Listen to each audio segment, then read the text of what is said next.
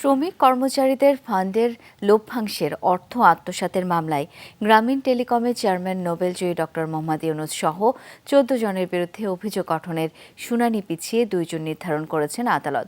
বেলা 11:30টায় ঢাকার বিশেষ জজ আদালত ৪-এর বিচারক সৈয়দ আরাফাত হোসেনের আদালতে হাজির হন ডক্টর ইউনূস।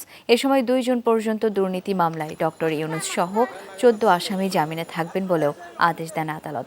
গত ৩ মার্চ একই আদালতে ডক্টর ইউনূস আইনজীবীর মাধ্যমে আত্মসমর্পণ করে জামিনের আবেদন করলে আদালত তা মঞ্জুর করেন। গত ১ ফেব্রুয়ারি এই মামলায় ডক্টর ইউনূস সহ ১৪ জনের বিরুদ্ধে আদালতে অভিযোগপত্র দাখিল করেন মামলার তদন্ত কর্মকর্তা দুদকের উপপরিচালক গুলশান আনোয়ার প্রধান।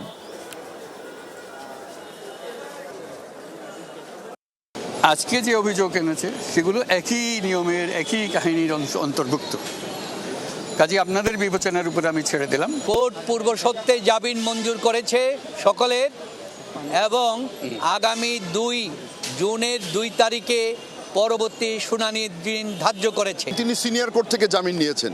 বিচারিক আদালতে যে তারিদি বলছেন যে সিনিয়র কোর্ট বেল দিয়েছে, আপনি আমাদেরকে বেলে রাখেন। মাননীয় আদালত সিনিয়র কোর্টের আদেশকে মান্য করে তাকে জামিনে রেখেছেন।